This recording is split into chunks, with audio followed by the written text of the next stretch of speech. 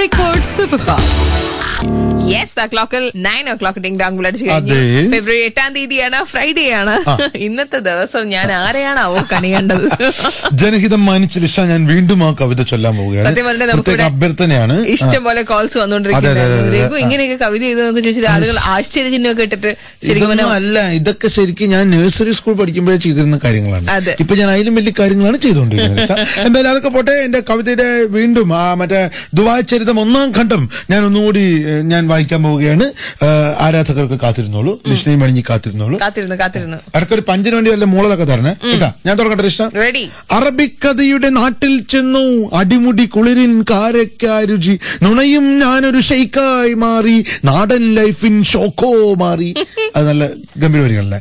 അടുത്തത്, മാലിന്യങ്ങൾ മലയായി കൂടിയ മധുര മനോഹര റോഡുകളില്ല, ലോഡ് ഷെഡിങ്ങിൽ തപ്പിത്തടിയും ലോനപ്പന്മാർ തീരെയില്ല, സർക്കാർ ആപ്പീസിനുള്ളിൽ കേൾക്കും കൂർക്കം വലിയുടെ ശംഖുലിയില്ല, കൈക്കൂലിക്കൊരു കൗണ്ടറുമില്ല, ക്യൂവിലിടിക്കും പ്രജകളുമില്ല. ആ ക്യൂ ഏത് ക്യൂ എന്ന് ലിസ്റ്റിക്ക് മനസ്സിലായി.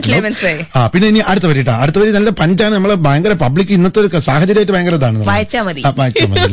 ദമ്പതിമാരുടെ കൂമ്പിനിടിക്കും സദാചാര പോലീസില്ല, പബ്ലിക് പ്ലേസിൽ തുപ്പിരസിക്കും പണ്ഡിതവർഗം തീരെയുമില്ല, പീഡനവാദം കേട്ടുമെടുത്തൊരു കോടതി മുറികൾ കാണാനില്ല, അഴിമതി എന്നൊരു സാധനമില്ല, അഴിയെണ്ണാനൊരു മന്ത്രിയുമില്ല, സ്വർഗം ഭൂമിയിലെത്തിയ പോലെ സ്വപ്നം പോലെ ഹായ് ഹായ് ദുബായ് ഇന്റർനാഷണൽ എയർപോർട്ടിൽ ചെന്നിറങ്ങിയ സമയത്ത് ഞാൻ ലോഞ്ച് ചെയ്തിരിക്കുമ്പോൾ അതെ, അവിടെ ഇരിക്കുന്ന സമയത്ത് ആ ദുബായ് കണ്ട ഒരു അന്താളിപ്പിൽ നമ്മുടെ നഗരത്തിൽ നിന്ന് പോയ ഹാങ് ഓവറിൽ അതെ എഴുതിയ കവിതയാണ്. പക്ഷെ പ്രധാനപ്പെട്ട ഒരു കാര്യം എന്ന് പറഞ്ഞാൽ ഞാൻ ഇതുകൊണ്ടൊന്നും ഇത് അവസാനിപ്പിക്കാൻ പോകുന്നില്ല.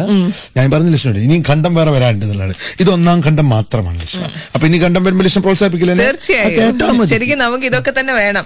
കാരണം കഴിഞ്ഞ 2-3 ദിവസം രഘു മിണ്ടാതിരുന്നപ്പോ നമ്മൾ തന്നെ വിളിച്ച് ചോദിച്ചതാണ്, എന്താ രഘു ഒന്നും പറയാത്ത, എന്താ രഘു ഒന്നും പറയാത്ത.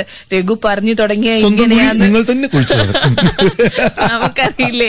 എന്തായാലും ലിഷ, പ്രധാനപ്പെട്ട സാധനം ഫേസ്ബുക്കിൽ നമ്മൾ ആർജെ രഘു ആർജെ ലിഷ എന്ന പ്രൊഫൈലിൽ കവിത എഴുതിയിട്ടിട്ടുണ്ട്, പഠിക്കുന്ന Kozhikode superfast Lishna Raghu on radio mango 91.9. നാട്ടിലെങ്ങും പാട്ടായി. ആര് പറഞ്ഞു ഞാൻ കണ്ടത് രാക്കനവാണെന്നാരു പറഞ്ഞു.